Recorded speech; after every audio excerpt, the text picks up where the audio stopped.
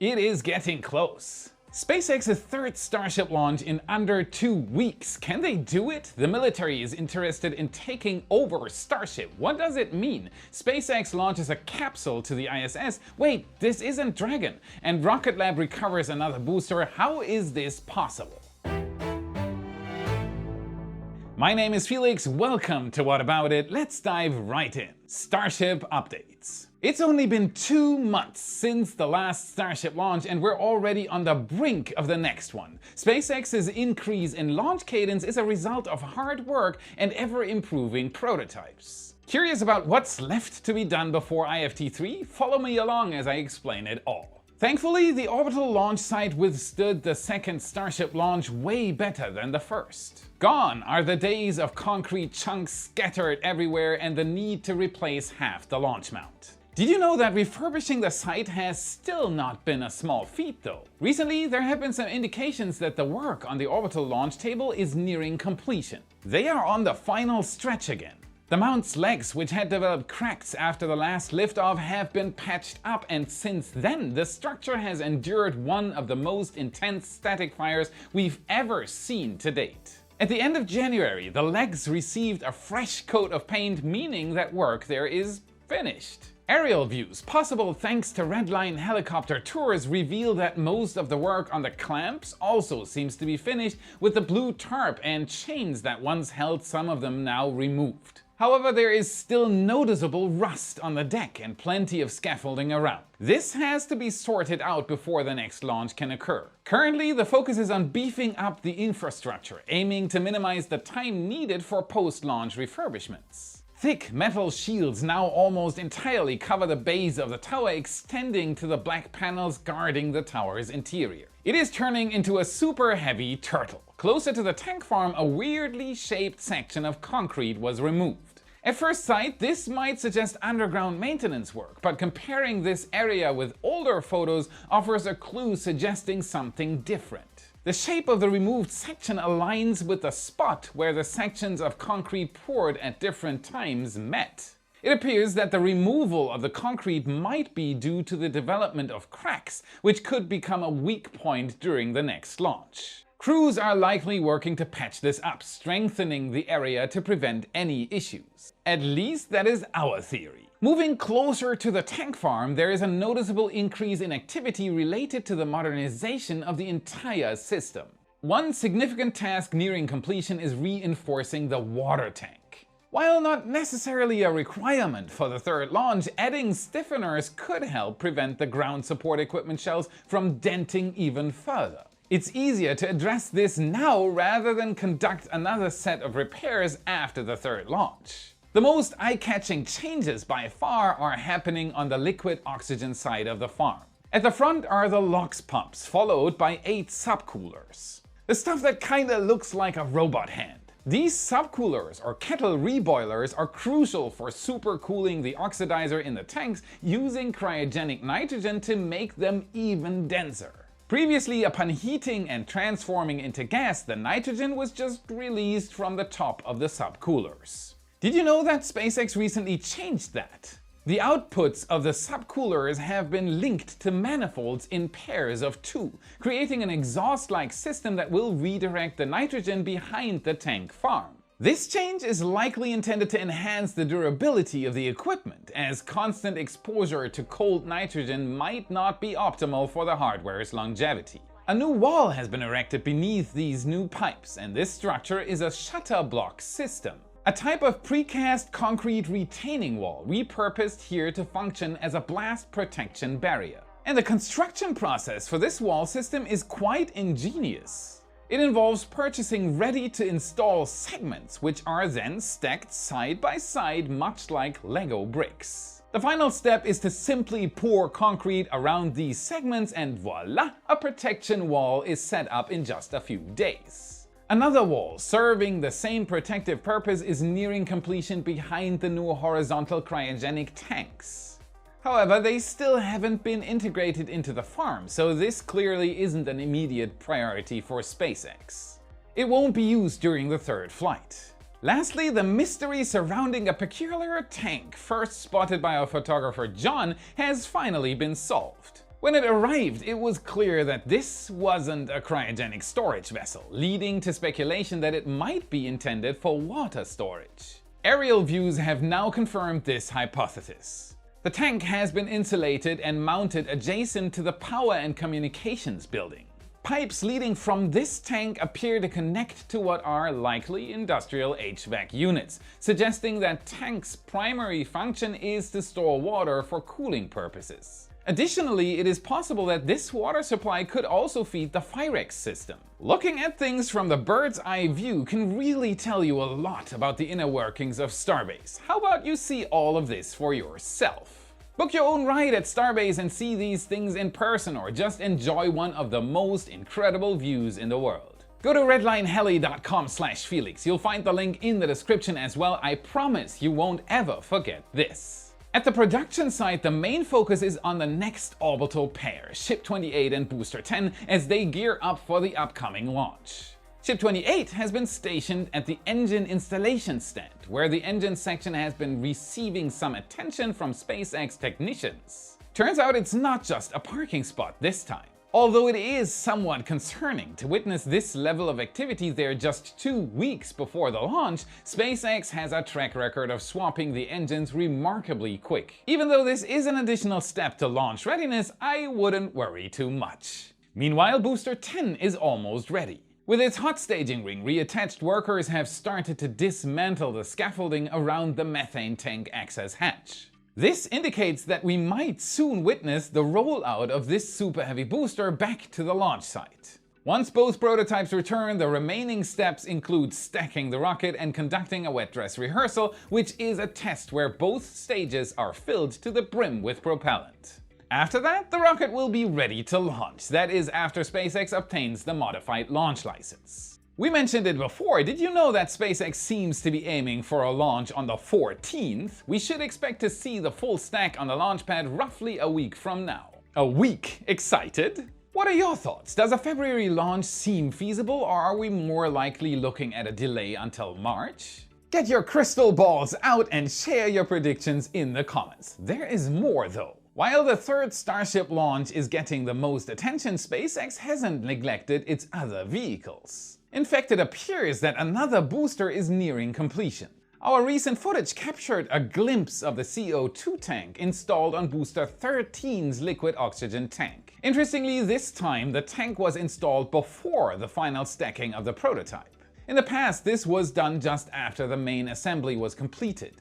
These tanks are crucial for purging the engine section during flight. The inaugural flight of Starship revealed that the original system was not powerful enough, failing to prevent an onboard fire. However, since the first flight, this purge system has been upgraded to be 10 times stronger, explaining the larger size of these tanks. Now, the installation of these tanks indicates that the two halves of Booster 13 might soon be welded together. Over at the second megabay, there is some progress in equipping this facility with the hardware needed to produce ships. The roof is finally receiving its panels, and inside we can spot white legs positioned in the middle. These legs are likely to support a Ship Raptor installation stand currently located at the Sanchez site. And currently, Ship 29 is the lone prototype in this bay, but it seems SpaceX may be planning a setup similar to what's seen in the first megabay. That is, 3 work stands next to each other, but this time dedicated to ships. And if you didn't know, this marks the beginning of a rapid Starship production era. Mass production is coming. With 2 bays and the support of the Star Factory, a production line will emerge where boosters and starships can be ready for launch just weeks after their conception. Parallel manufacturing is the secret sauce here. Such an efficient production system is required, as starships won't be used just to colonize Mars. Longtime viewers might recall the Rocket Cargo program, an initiative by the United States Space Force aimed at revolutionizing military and humanitarian cargo delivery across the globe. I know this sounds crazy, but just because it hasn't been done yet, it doesn't mean that it won't become normal in the future. Keep that in mind. In 2022, SpaceX was awarded $102 million to demonstrate this capability. Since then, the Department of Defense, or short DoD, has become involved. The Pentagon reportedly expressed interest in taking over Starship. Does this mean that the Starship program is at risk of being classified? No. Instead, it appears that the US government is exploring the possibility of temporarily renting starships for highly sensitive or potentially hazardous missions. The Starship Uber. This arrangement could involve the Pentagon operating its own launch towers and staff specifically for Starship missions. Alternatively, it might mean borrowing the vehicle along with the necessary launch control infrastructure to manage these missions independently. The reasoning behind this proposal seems to be the extreme secrecy of certain missions, which might require limiting involvement to Pentagon personnel exclusively, excluding even SpaceX's own workers. SpaceX has not publicly confirmed whether they have agreed to this proposal. However, from a financial perspective, such an agreement could be quite beneficial. Military contracts typically come with huge amounts of money, and this could become a massive revenue stream for the Starship program. Of course, this development raises some questions about the use of commercial space vehicles for military purposes. What are your thoughts on this? Should Starship be used for military missions? Feel free to share your views in the comments down below. I love reading them. Now here's a little task for you before we continue with the news. YouTube may have unsubscribed you without your knowledge. This has happened to thousands of Y viewers and it can happen frequently. Please double check that you've hit that subscribe button so that you don't miss our updates. And while checking, hit the like button and consider becoming a Y supporter for exclusive SpaceX updates. With it, you get access to daily Starbase photo galleries, now including orbital, aerial and ground photos of SpaceX's progress and countless other extras on top. And no matter how much you decide to give, everyone gets the same supporter content and access. You decide what you want to give. Check our new website as well, launch previews, road closures, the latest weather report and our multi-stream viewer, whataboutit.space. The link to our Patreon page and the new website is in the description. Thanks to all the supporters who help lift our production quality to the next level. We can't thank you enough, you rock! To all of my business-savvy viewers, how safe is your data? As Y Media's founder, I prioritize our security, so I've collaborated with NordPass. It's easy to use and far more crucial than your typical password manager. How often do you share company passwords over chat or email? Be honest. 64% of organizations have productive impacts due to access issues, leading 53% to share credentials across teams. While convenient, this poses exceptional security risks, causing 1 in 10 small firms to fall victim to cyber attacks annually. NordPass guarantees simple and secure access anytime, fostering confidential team communication and eliminating risks and guesswork in data sharing. Secure your business effortlessly with a 3-month NordPass trial. Don't miss out, use the activation code Felix at nordpass.com/Felix. Say goodbye to password hassles and welcome NordPass. Protect your business security needs. On we go. Are you still with me? Here's the next one. Staying on the topic of SpaceX, we've just witnessed a collaboration that no one would have thought possible just a few years ago. A truly special day. On January 30th, a Falcon 9 rocket launched from Florida's Slick 40, carrying a resupply cargo mission to the International Space Station. But Felix, we've seen tons of Cargo Dragon missions before. What's so special about this one? How about it wasn't a Cargo Dragon? Cygnus is an expendable cargo vehicle manufactured by Northrop Grumman with a rich history. Selected alongside the original Dragon for NASA's first commercial resupply services program, Cygnus has played a key role in delivering supplies to the ISS, reducing NASA's reliance on Russia and Europe. With a capacity of up to 3,000 kilograms or 6,600 pounds, Cygnus missions were typically launched aboard the Antares rocket, also developed by Northrop Grumman. Though that wasn't always the case. From 2015 to 2017, the company was transitioning to a more powerful Antares 200 series. During this time, they used Atlas V to launch their capsules. The Cygnus program was progressing quite smoothly, with NASA extending the contract for missions through 2028. However, everything changed when Russia invaded Ukraine. This conflict impacted Cygnus in 2 significant ways. Firstly, the Antares rocket's first stage was produced by Ukraine's Pivdenmash factory, which was bombed last year. Secondly, it also relied on Russian RD-191 engines, which became unavailable due to economic sanctions imposed on Russia. No more Russian engines. Consequently, the last Cygnus mission on an Antares 230 Plus launched in August 2023. Northrop Grumman is now working with Firefly to domestically produce an upgraded Antares 300 series, but this new rocket isn't expected to fly until 2025. Meanwhile, the ISS still requires regular resupply, right? This urgent need led to Falcon 9 being selected for 3 Cygnus missions. While it might seem that Northrop Grumman would be a competition to SpaceX, the reality is that both have signed long contracts for ISS delivery anyway. Not to mention that SpaceX has a simple philosophy. You pay for the rocket, you can put anything you want on top of it. Interestingly, for this mission, the company had to modify Falcon 9's fairing. They've added a special door enabling the capability for last-minute cargo loading. Despite the name, this feature isn't just for last-minute additions, though it can be used for that as well. It is actually required for items that can't be stored in the capsule for extended periods, like, say, hamsters, hot coffee, or ice cream. The last launch itself was a textbook success. The hamsters live.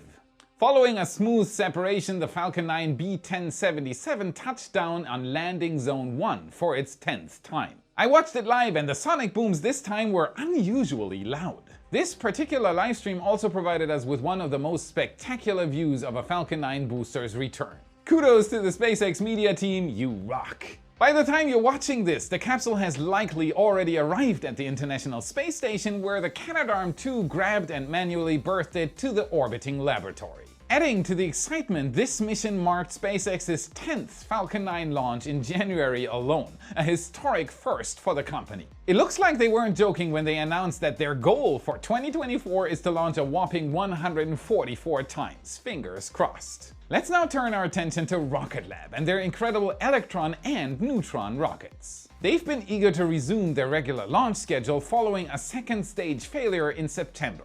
After a return to form with a successful launch in December, Rocket Lab continues its momentum with the 4-of-a-kind mission. True to its name, the mission carried 4 satellites intriguingly named the Low Earth Multi-Use Receiver, or LEMUR for short. That explains King Julian on their mission patch. These compact 6 kg or 13 pound satellites are designed to monitor maritime, aviation and weather activities from orbit. And during their latest mission, Rocket Lab was able to recover the booster once more.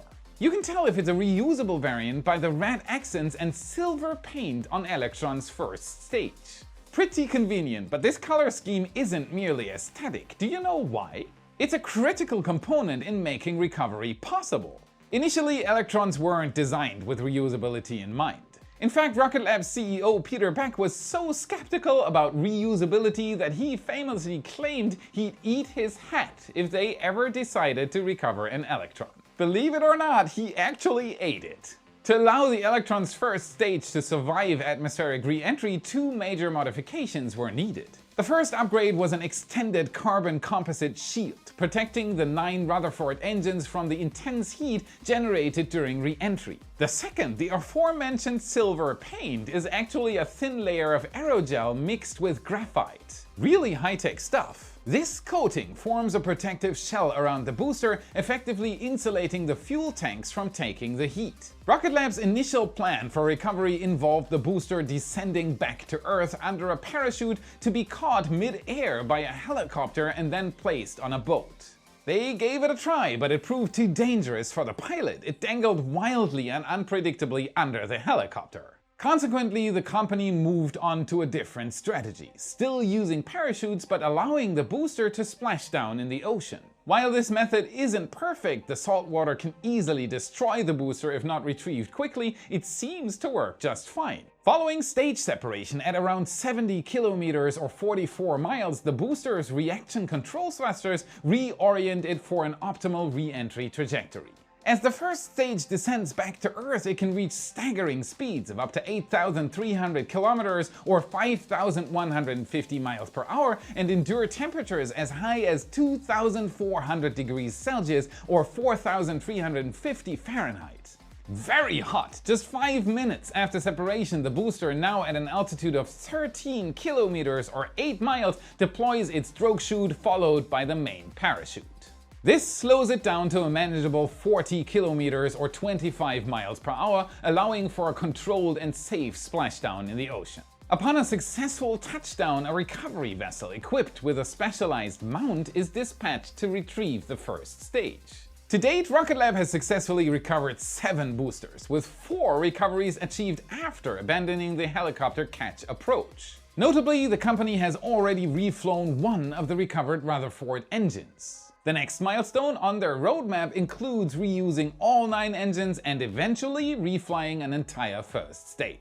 However, this is only the beginning, as most of the experience from Electron recovery will carry over to Rocket Lab's medium-lift vehicle, Neutron, and there is some big news here. Announced in 2021, Neutron aims to rival SpaceX's Falcon 9 thanks to first stage recovery, either through a return to launch site maneuver or via a floating platform. I think I've seen this before, propulsive landing. Throughout 2023, Rocket Lab has teased the space community with snippets of Neutron's development. This include images and videos of test hardware and the cryogenic testing of its second stage tank. At the same time, they are progressing on the Archimedes engine, designed specifically for Neutron, as well as the required infrastructure at Launch Complex 3 on Wallops Island. Recent updates include laying the foundations for a water tower, liquid oxygen storage tank, and the launch mount itself. And the maiden launch of Neutron is officially slated for 2024. However, given the current state of development, it seems unlikely that this timeline will be met. Nevertheless, Neutron is an exciting rocket that will bring a breath of fresh air to the launch market. I can't wait to see it on the pad. That is it for today. Remember to smash that like button, subscribe for more awesome content. This is what fuels the algorithm and helps us immensely. Check out our epic shirts in your favorite Space Nerd store. A link is in the description. And if you want to train your space IQ even further, watch this video next to continue your journey. Thank you very much for watching, and I'll see you again in the next episode. Bye, viewers. Yes, it's the German version. Helicopter catch approach. I'm running out of air. Yeah. With it, you get access. Yeah. And the cat is snoring again.